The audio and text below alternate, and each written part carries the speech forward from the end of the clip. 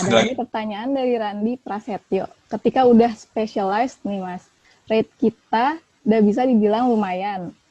Lalu suatu ketika market spesial kita sepi.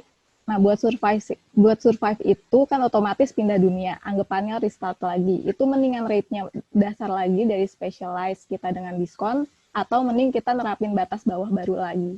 Karena kayak modeling dan compositing kan benar-benar beda work-nya, di mana kita benar-benar lepas gitu. Bingung nentuin value-nya, itu gimana ya menurut Mas? Kalau kata gue nggak ada obat lain kecuali tiap kali lo pivot lo mesti readjust price, readjust harga karena value yang lo tawarin beda. Tapi ada cara supaya malah pekerjaan lo yang lama itu nggak jadi detrimental, malah jadi lebih baik. Kayak misalkan contoh nih, gue sekarang coba lebih ke arah art directing, cuma kayak develop IP lah. Oke, ini kan pivot nih. Gue nggak pernah ya sama kerja bareng ngerjain project di kantor. Gue nggak bikin cerita gitu. Gue bukan penulis gitu. Tapi gue punya value lebih.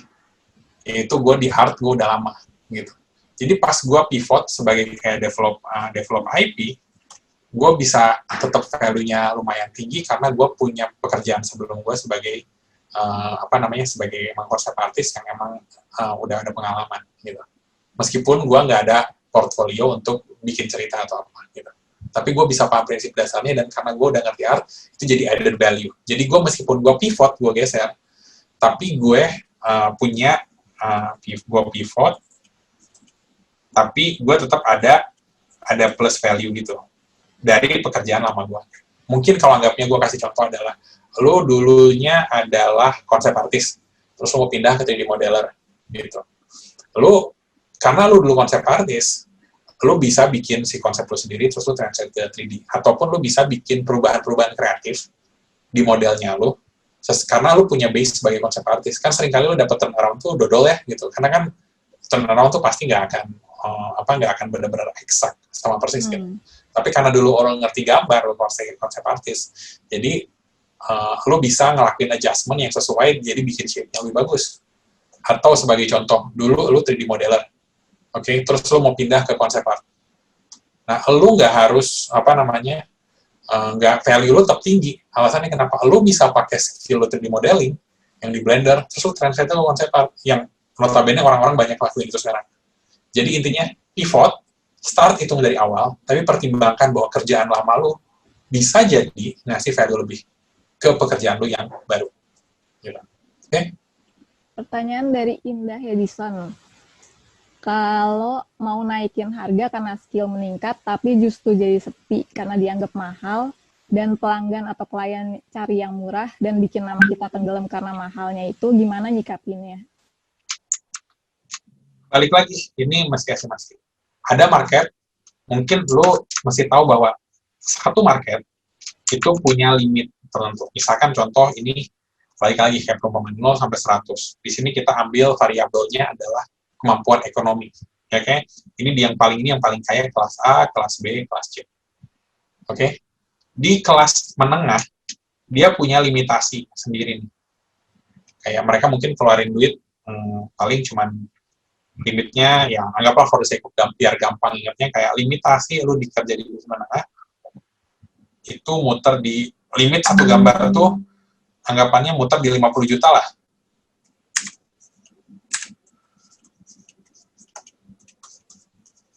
Misalkan ini ilustrasi lah ya.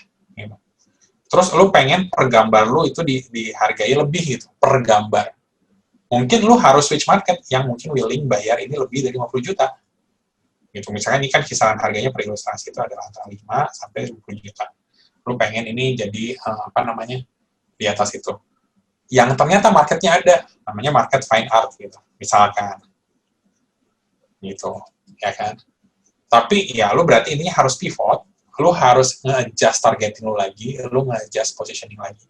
Kalau misalkan lu pengen tetap di market yang sama, tapi lu pengen income lu naik, lu harus main di hal yang lain. Misalkan contoh lu positioningnya dirubah, atau secara quantity lu di-adjust, jadi lu bisa bikin lebih cepat, jadi lu bisa jual lebih banyak, terus income lu meningkat, gitu. Tapi intinya, for every increment, lo masih kayak adjust gitu. Kemungkinan besar kalau market lo yang sekarang nggak mau adalah lo harus pindah market, ganti market. Ada beberapa artis yang commission artis, dia tuh berkembang karena dia start di titik tertentu nih. Terus yang nge-commissionnya dia tuh umurnya sekian. Waktu umur dia bertambah dan minta rate up, yang orang biasa langgan nama dia juga umurnya bertambah, terus income-nya juga naik. Ya kan? Tapi nggak semua orang kayak begitu. Jadi yang mesti lo pikirin adalah, pertama balik lagi, lo ini soal kuantiti nih, lo efisiensi cost. Kalau lo main di market yang sama, karena si market ini pasti punya limit maksimum dia bisa bayar berapa, budget maksimal berapa. Kalau enggak, lo di sini lo harus pivot. Oke, jadi itu jawabannya. Dari V Muhammad nanya lagi, terkadang ada klien yang kita kerjain itemnya, terus itemnya nggak boleh dipublish karena ada juga yang boleh dipublish dengan izin. Nah, sebenarnya bayarannya berbeda atau enggak? Soalnya kan sama-sama beli lisensi. Satu lagi, Mas, tentang haki, itu berbedakah dengan pembelian lisensi? Beda. Jadi gini loh, kayak waktu, itu tergantung kontrak lo dan lo mau bayar berapa. Kalau misalkan nature lo pengen kayak, oh gue pengen publish art lo, ya basically kayak gini loh. Kalau ada orang yang datang ke lo bayar, lo bikin buat gue bayar lo supaya lo bisa ngasih itu. Itu karya lo. Tapi kepemilikan sih gitu, itu punya dia. Gitu. Terkecuali ada kontrak yang lain bahwa ini ada, lo masih retain certain itu, cuman beribet lah. Biasanya orang tuh, yang ada tuh adalah, lu bisa tunjukin sih gambar itu sebagai portfolio, lu publish gambar itu sebagai portfolio. Tapi kalau lu dapat any monetary value dari gambar itu biasanya si klien lu nggak mau. Karena pas lu di hire, itu udah bukan kayak milik lu pribadi gitu. Berarti lu ini belong to client.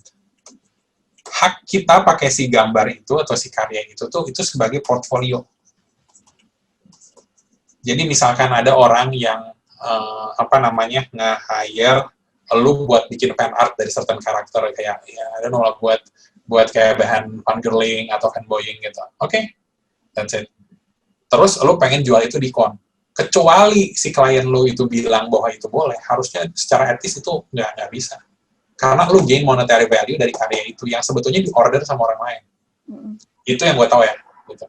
Kalau ada yang misalkan bilang, oh nggak apa-apa lo jual itu diskon, gue happy kok. Oh, ya udah, good for you dan bagus kalau dia happy. Tapi setahunya gue, biasanya orang nggak mau gitu. Karena banyak orang yang komis orang buat dia bikin produk merchandise-nya gitu. It happen often. Oke. Tapi kalau misalnya terkadang juga emang kalau perusahaannya udah termasuk besar, kita cuma nyebutin nama perusahaannya aja itu juga udah jadi portfolio kita gitu kan. Sebetulnya ya. Kayak nggak harus banget karyanya yang harus kita publish gitu, kayak cuma nama si perusahaannya aja itu juga udah added value juga kan. Iya. Dan pada akhirnya gini loh, misalkan gue punya portfolio kerja sama si B. Masa tiap kali ketemu sama klien baru, gue bilang, oh ini loh karya gue sama si klien ini, sama si klien itu. Nggak make sense kan. Gue sebutin nama, gue pernah kerja sama ini. Oke, dia nanya, oke, gimana lo kerja? Nih, gini gue kerja, karya gue kayak gini. Terus mereka bisa ngira-ngira, oke, dia sebut nama perusahaan gede, karyanya tuh kurang lebih pantas untuk kerja sama si klien gede itu. Jadi, itu tuh untuk kayak ngasih validasi aja. Jadi, nggak usah terlalu takut gitu. Pada akhirnya, di bidang kreatif gitu, hasil karya itu bakal speak louder than your resume or CV. Dan mungkin juga bisa ditambah dengan tambahin kredit gitu, kayak ini adalah karya untuk perusahaan ini atau untuk klien ini, gunanya buat ini gitu. Yes.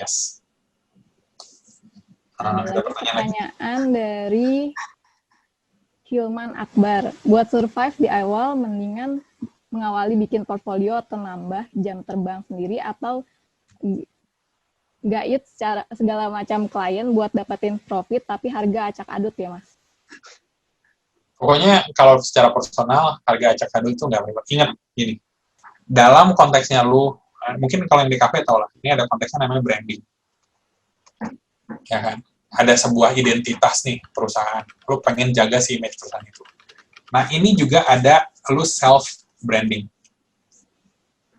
Lu pengen dilihat seperti apa. Mungkin kayak position, lu pengen dilihat sama itu tuh kayak apa. Kalau kasusnya gue, seorang kantor pengen dilihat seperti apa gitu. Kalian pribadi juga bisa mikir kayak gitu kan, self branding kalian tuh mau kayak apa. Kalau kalian udah dikenal terbiasa ada orang-orang yang datang dengan lu harganya tuh harganya tuh di bawah dan lu mau berkompromi, orang-orang yang datang ke lu itu bakal ekspektasinya tuh ini. Dia bakal expect kalau datang ke lu harganya tuh selalu bisa kompromi di bawah. Dan sangat-sangat tidak menguntungkan kalau kamu start karirmu dari situ. Makanya gue bilang kalau saat itu gue mikir kayak, either gue kasih gratis, atau nggak sama sekali. Gitu. Dan gue kalau ngasih gratis itu gue harus kayak dengan senang hati gitu. Pada akhirnya, gue beruntung ketemu employer yang tepat gitu. Gue kasih itu dengan happy, dia yang inisiatif kayak, hey man, thanks buat yang kemarin. Untuk yang sekarang, ini nggak apa-apa kah? Gitu. Gue kayak heran gitu, kayak, lu bos lo. Lu nanya ke gue, ini nggak apa-apa. Dan saat itu dengan kondisi gue yang masih mahasiswa, gue ngerasa kayak, kok lu hargai gue segitunya? Dan gue jadi excited ketika gue bilang atau cerita ke orang tentang project-nya gitu. Kebayang? Jadi istilahnya jangan kompromi soal harga. Gitu. Orang-orang, kalau lu oke dengan orang-orang kayak gitu, yang datang ke lu adalah orang-orang yang sama, atau teman-temannya yang sama. Jadi gitu. Kalau lu pengen cari yang lain, lu bikin portfolio dummy project yang lu gambar buat diri sendiri. Mendingan lu nggak dibayar, tapi lu emang ngelakuin itu buat diri lu sendiri, yang notabene pasti worth it. Gitu. Daripada lu lakuin untuk orang lain, negatif, dan akan membawa orang-orang ke depannya kayak gitu. Susah banget untuk lepas dari image itu.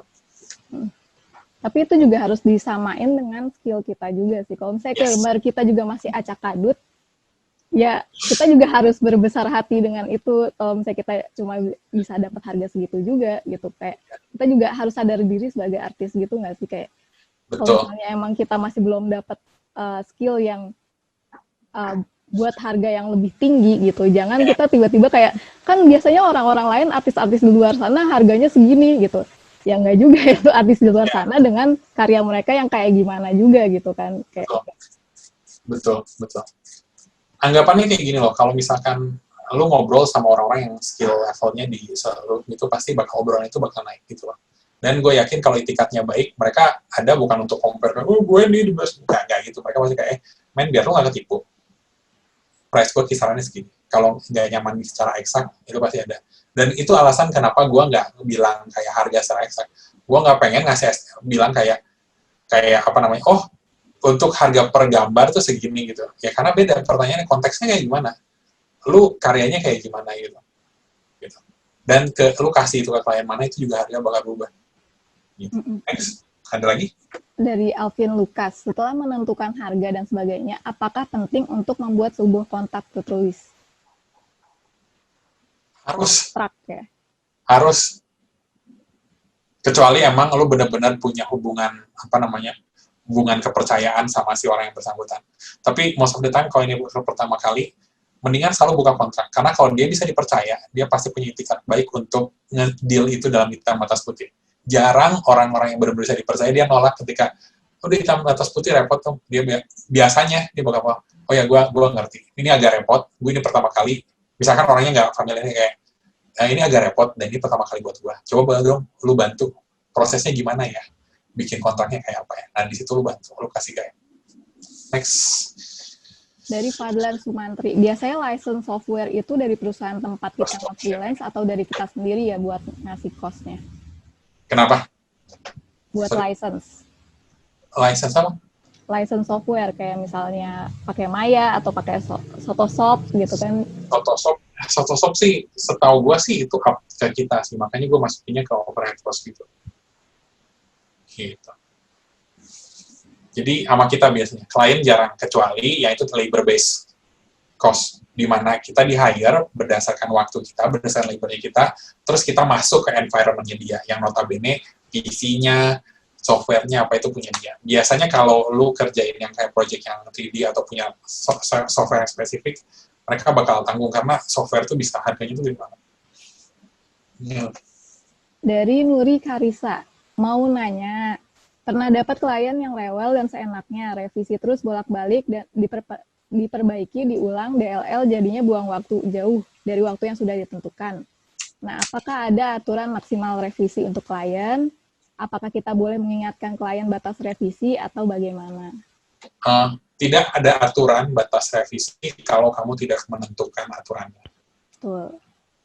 Jadi jawaban mudahnya mengingatkan atau enggak itu urusan belakangan adalah pertama kamu sudah bikin aturan main nggak sama klien, gitu. Karena aturan main di awal itu ada bukan cuma buat melindungi lu tapi melindungi klien supaya lu nggak kabur, gitu. Dan intinya kalau kata gue ada dulu gue lakuin misalnya gue bikin gambar dulu terus dibayar belakangan. Tapi sekarang gue coba bikinnya gue nggak akan jalan sebelum gue dapat tanda jadi. DP atau nggak minimal ya.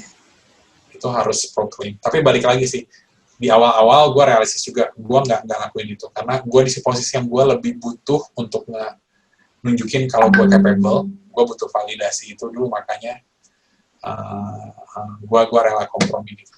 Itu juga gunanya kontrak gitu kan, kayak kita dari awal juga udah bilang kalau kita maunya segini aja batas revisinya, dan mereka kliennya setuju nggak dengan itu gitu. Kalau misalnya dari kontraknya aja mereka kayak wah kita nggak setuju kalau misalnya revisinya dibatasin, kan itu jadi kita udah ada pemahaman dari awal satu sama lain gitu kan. Yes. Terus kedua, saya pernah dapat klien yang minta dibikinin animasi simple motion graphic, sudah dibayarkan setengah. Ternyata pas mau pelunasan kliennya susah ogah-ogahan di kontak. Mau tanya deal-dealan dari awal yang baik gimana biar kita nggak rugi. Amit-amitnya dapat klien nakal seperti tadi begitu. Ya deal-dealan dulu. Kayak apa ya? Ini nggak ada obat, itunya adalah kenapa dia bisa ngelakuin itu karena deal-dealannya nggak jelas gitu. Bikin materai, bikin itu research sedikit untuk bisa kayak gitu. Dan jujur gini, sebagai employee atau orang yang freelance, kita di posisi yang kita tidak diuntungkan. Karena biasanya klien kita posisinya lebih tinggi daripada kita. Gitu. Jadi pastikan si dokumen itu ada untuk memproteksi. Nggak ada obatnya, harus dealin dari awal. Gitu. Ini juga berhubungan sama soft skill soal komunikasi kita juga sih sebenarnya kalau misalnya udah berhubungan sama klien gitu.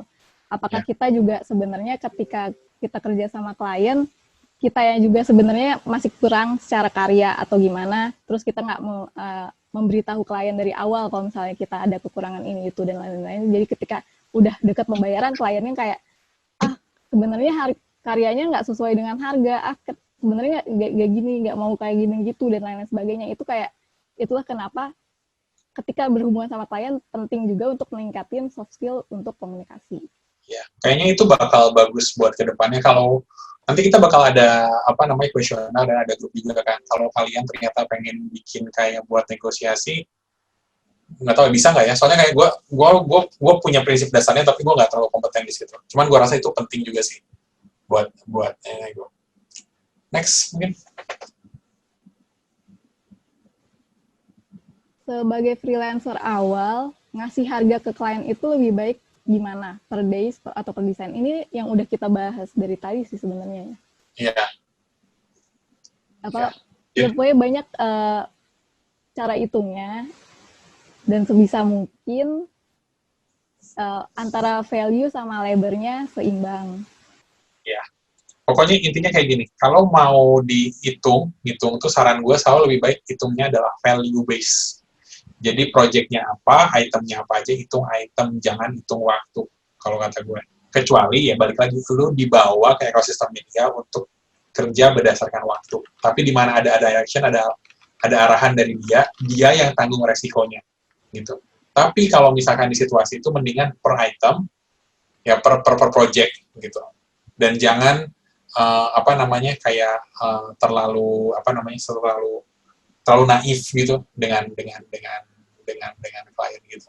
Biasanya kalau mereka udah pengen bongkar-bongkaran itu butuh waktu berapa lama, mereka biar bisa kasih berupa kisaran gitu.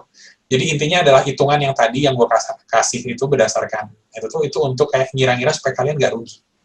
Tapi ingat selalu ada jendela profit. Jadi kalian selalu minta lebih besar dari biaya. Selalu minta lebih besar dari biaya. Gitu.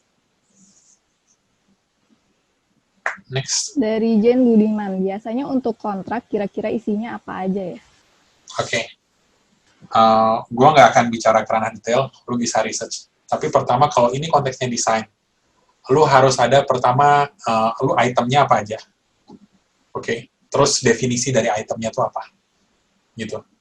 Ya. Jadi kayak misalnya, kayak contoh logo atau apa segala macam.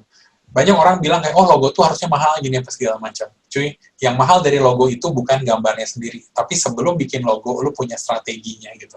Kenapa si logo ini bakal bagus mewakili si perusahaannya. Dan itu yang bikin mahal. Dan itu yang nggak diekspektasi, itu yang nggak di-adjust. Oke? Jadi pertama, lu masih ada klausalnya tentang kayak pihak pertama, keduanya, ekspektasi si itemnya yang dia dapat setelah itu apa aja. Oke, itemnya didefinisikan, di-describe, di-list kalau perlu. Oke, terus ada apa namanya deadline-nya apa aja. Oke, terus tentang kayak uang yang bakal lu dapat kalau ada tanda jadi atau apa segala macam itu itu. Limit revisi itu juga penting. Dan yang paling penting adalah pertimbangkan selalu bahwa akan ada kemungkinan di mana si kontraknya itu di-terminate. Dan ketika kontraknya di-terminate, apa yang terjadi. Gitu. Dan ini berlaku dua belah pihak. Dari perusahaan, ketika lu nggak perform, mereka pengen satu jaminan bahwa gue nggak perlu loss lebih gede ketika lu nggak perform. Dan gue tetap punya hak dengan apapun proses yang lu udah ada, itu jadi punya gue. Kasih itu di kontrak. Karena kontrak tuh ada bukan cuma buat melindungi lu, tapi buat melindungi klien juga. Tapi lu juga harus tahu ketika misalkan si klien nggak ngasih direction yang jelas, ataupun dia kasih itunya nggak itu, lu komunikasikan gitu. Kalau ini apa yang terjadi. Dan ingat, nature tiap industri itu beda-beda. Kayak di bidang animasi juga banyak hal-hal nggak enaknya lah. Gitu. Kayak contoh secara umum ya, kalau lu kerja sama perusahaan besar, rata-rata uang itu nggak akan turun immediately. Pengalamannya gue paling cepat 3 bulan. Alasannya kenapa? Itu kan kalau perusahaan besar ada divisi yang berbeda. Di lu mungkin divisi kreatifnya gitu. Lu kerja sama si orang ini, sama si pihak ini, lu tuh harus lu submit dulu di akhir bulan si item-item yang udah di-purchase sama mereka list, terus mereka di akhir bulan itu mereka kasih ke divisi yang lain, divisi buat purchasing. Oke?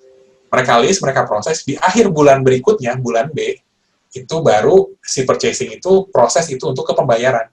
Yang mungkin pembayaran nyampe ke lu itu di bulan C, bulan ketiganya. Gitu. Itu kemungkinan yang sering terjadi. Jadi, pikirin hal itu. Oke, satu pertanyaan lagi, habis itu kita tutup. Kalau mau ada pertanyaan, kita bisa tanya lagi.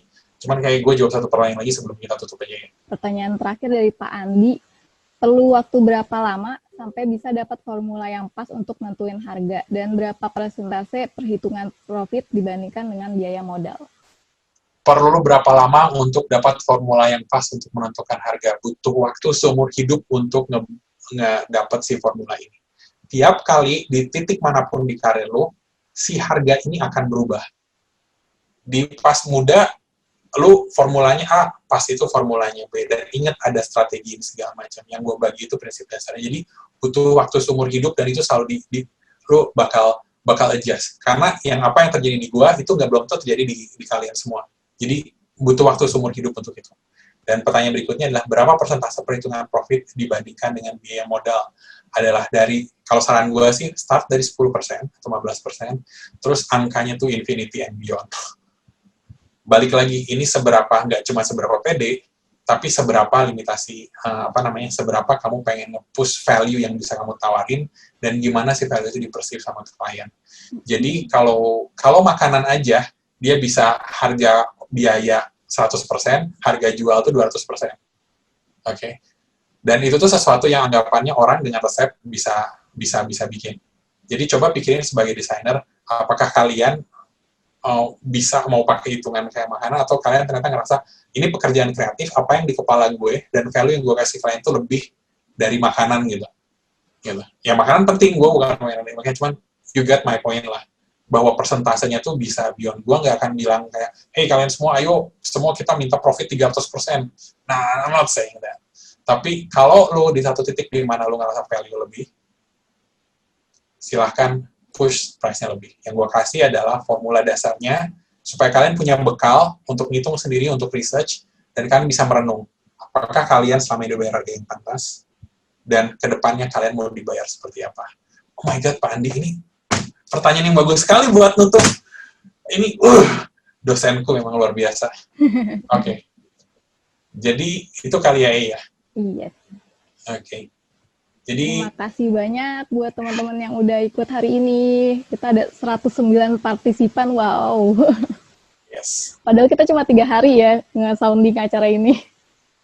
Ya, thank you semua. Terus di sini gue bakal tetap buka kalau ada pertanyaan, silahkan kasih. Gue cuma pengen ngasih penutup gitu.